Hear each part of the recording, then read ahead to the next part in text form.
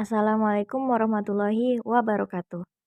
Halo semuanya, perkenalkan kami dari kelompok 6 yang beranggotakan Rahmi Indah Cahyani, NIM 2130108076 bersama kawan saya yaitu Indah, NIM 2130108045 dan juga Lantika Putri 2130108050.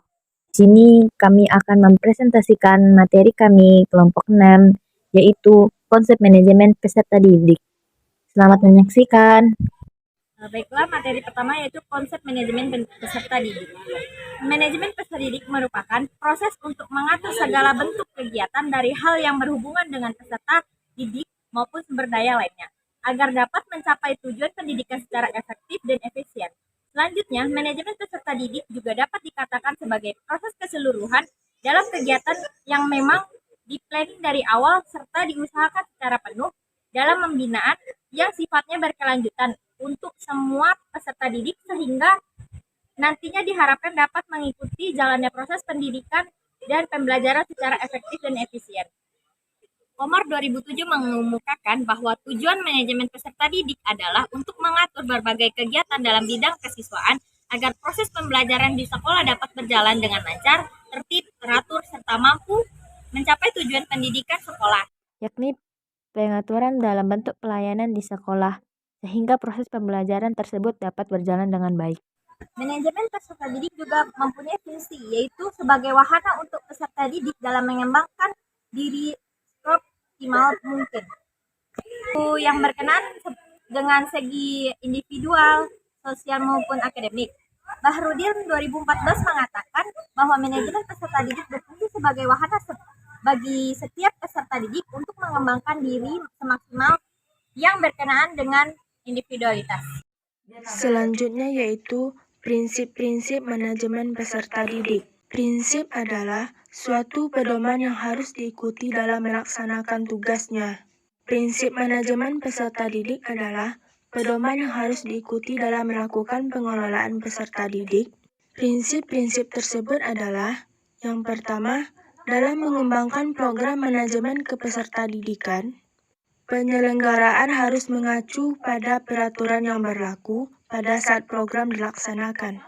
Yang kedua, manajemen peserta didik dipandang sebagai bagian keseluruhan manajemen sekolah. Oleh karena itu, ia harus mempunyai tujuan yang sama dan mendukung. Yang ketiga, segala bentuk kegiatan manajemen peserta didik haruslah mengemban misi pendidikan dan dalam rangka mendidik peserta didik. Yang keempat, kegiatan-kegiatan manajemen peserta didik haruslah diupayakan untuk mempersatukan peserta didik yang mempunyai keragaman latar belakang dan memiliki banyak perbedaan. Selanjutnya, teknik-teknik peserta didik. Teknik-teknik peserta didik secara umum merupakan suatu metode untuk mengelola sarana atau prasarana atau alat-alat manajemen pendidikan supaya dapat mencapai tujuan pendidikan secara efektif dan efisien. Dalam teknik manajemen pendidikan sebagai seni adalah dengan menggunakan teori-teori yang sama. Pemimpin tertentu dapat dihasilkan sedangkan pemimpin yang lainnya belum. Sedangkan di titik lain dari teknik sebagai ilmu merupakan kemampuan pemimpin pendidikan dalam melaksanakan teknik manajemen pendidikan yang merupakan bagian teknik dari keterampilan manajemen. Selanjutnya, teknik manajemen pendidikan. Teknik manajemen pendidikan dibagi atas dua, yaitu yang bersifat umum dan bersifat khusus.